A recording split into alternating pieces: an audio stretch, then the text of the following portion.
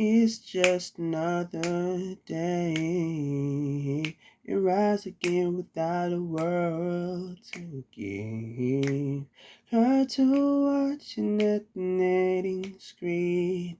I saw you again, hoping I'm going to sleep. Now the vision birds and singing, and mellow dreams, the biggest dreams.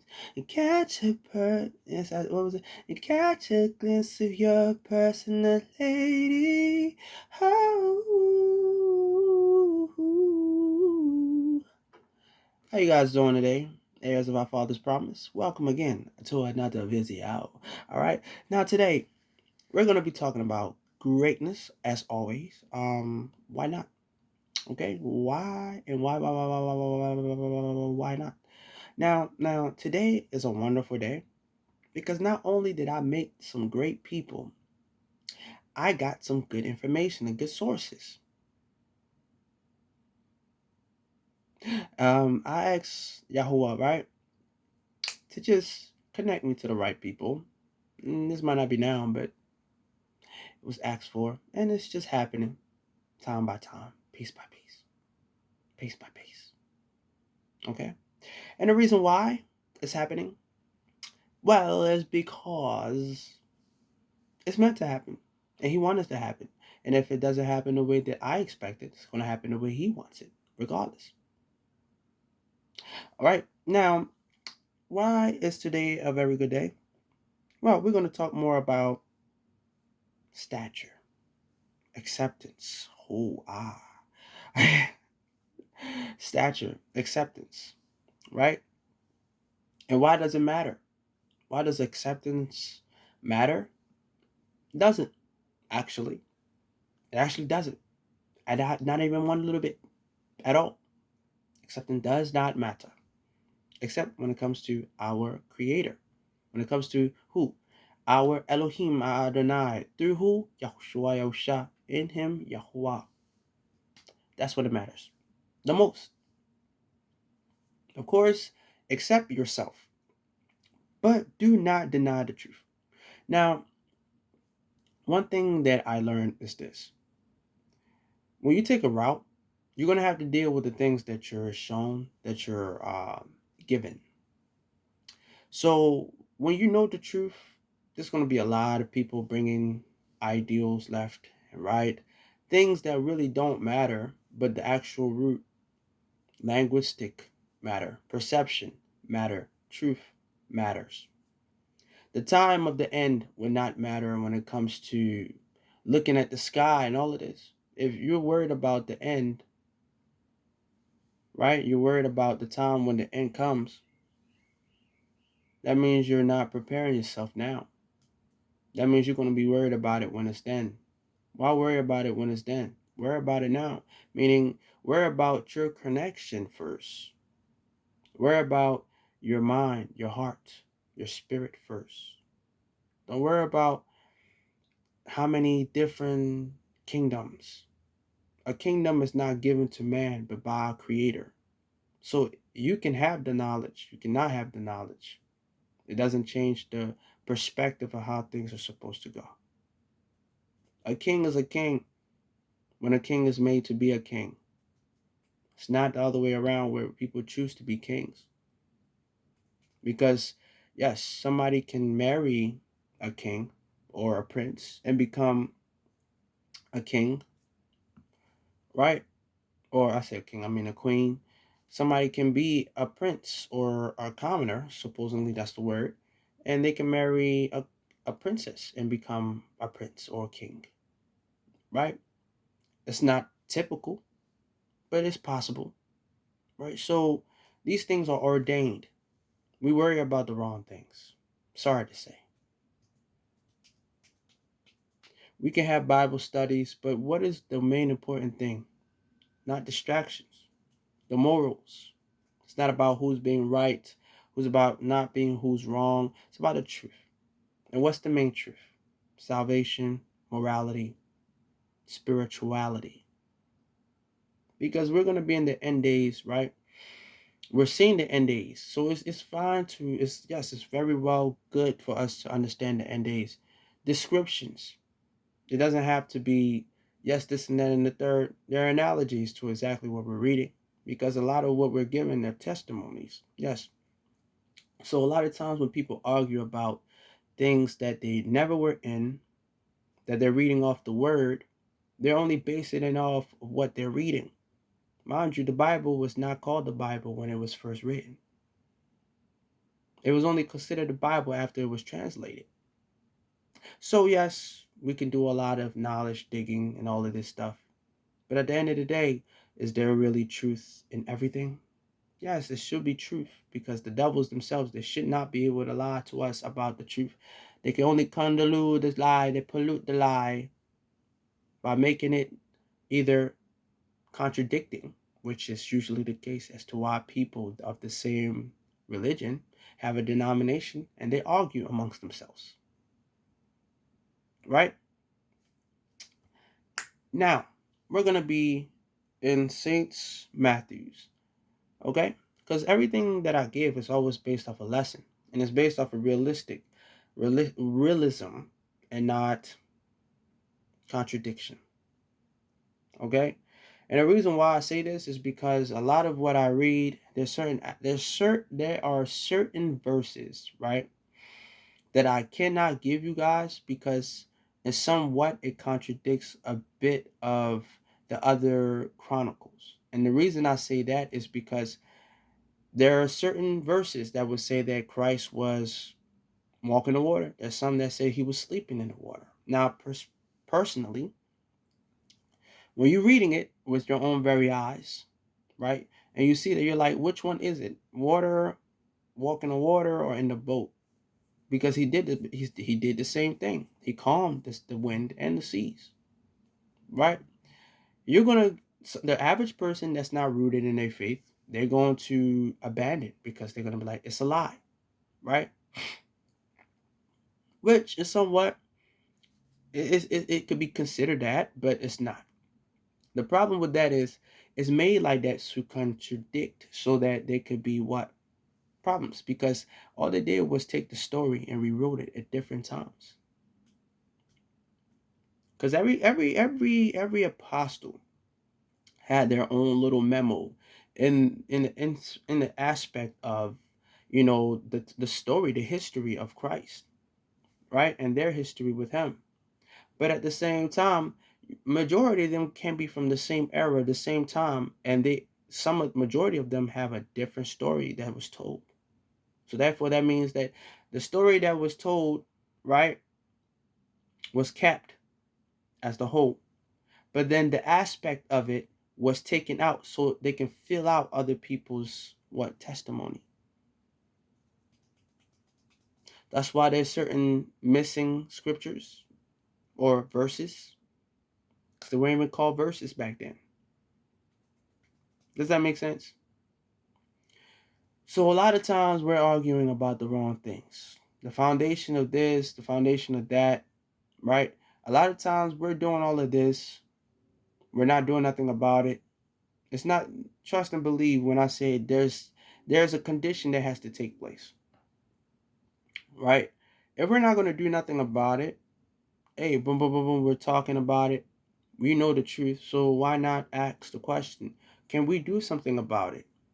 Are we just going to sit down and let these people ban the things that we should already, that are morally inclined to us, just like how the LGBTQ community, anything you say against them is censored. So why is it that they're able to hold their opinions, which is not factored in the aspect of belief? And in belief, that's what yeah, is factored in the aspect of belief, but Christianity it's not. Why? Those are questions we need to ask. Why is it that there are so many denominations within ourselves? Well, I could give you one reason, so that the Christian can destroy themselves amongst themselves. The Muslim nations don't do that.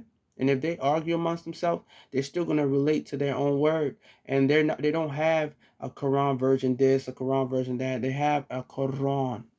And it all says the same thing. Buddhist, Hindu. It's kind of sad that we're the only religion, right? And that's why I don't practice the walk of religion. I like listening to people. Don't mind me. Even if I do know, I would act like I don't know. And I will pose a question just to see how people will respond to. But just to see how people will respond in their mindset. And the only reason why I don't say everything all the time is because sometimes not everything is in. It's not my place to talk about everything. It's really not. I can, but if they know the main part of the truth, it's one thing if I have to teach. There's another thing when somebody's arrogant or ignorant. Teaching is impossible in the sense of doing it yourself. But through Christ, people got to know that Christ is a title. So it's a state of being. So we are Christ like. No, but we are of Christ.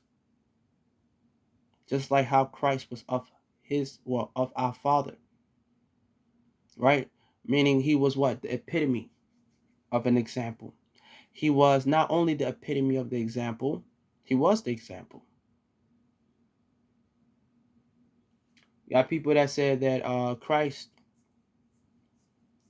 was the Father. Yes, but then at the same time, he wouldn't have gave the analogy of him saying that if it was, I believe he said David. Yeah, I think it was David. He said, "I will make you my footstool." He said, "I can't call my father," when they were talking about Satan cannot cast out Satan and all of this stuff. And a lot of times he referenced himself as one aspect. He literally he came on earth so that he can literally be with us, so that we can enjoy and see how it is when it comes to being like a person, right, that was created in the image of our creator. So yes, you can say that Christ Yahushua was, right, the embodiment or the personification of our creator. You can say that. But at the same time, he is also himself. That's the reason why he was drinking. That's the reason why when he prayed and said, "Father, if it be the cup that you give me." You don't pray to yourself.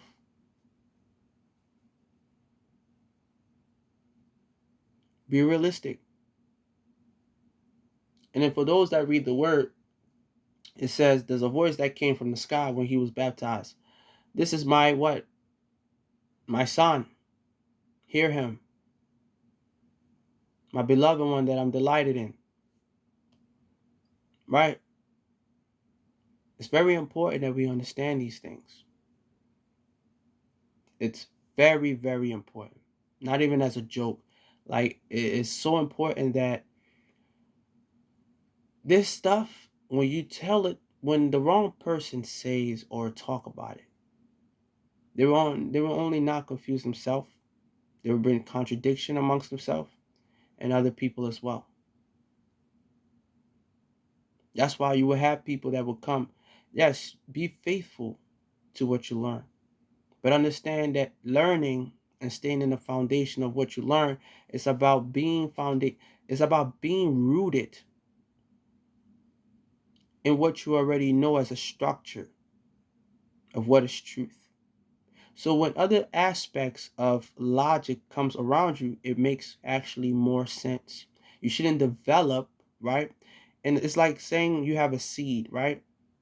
The sower plants the seed, he sows, and what happens? The seed grows. Now, in the direction of the wind, is it gonna go in the direction? Is the seed gonna start bending in the direction of the wind? Is it gonna have a place of shelter? Is it gonna have a place of fortitude? What is it that about the seed? The purpose is to grow. You have the structure. You have the foundation. So if you don't grow in the proper way, you will get cut off the vine. It's just that simple. We're making it way harder and way difficult for us to understand. Understand that these conditions have to be met. And the first thing of the condition is just the truth of what is simple, your faith, your walk. Understanding that the materialistic things of the desires, the main thing we need to focus on mainly are the morals of what? Acceptance of the commandments.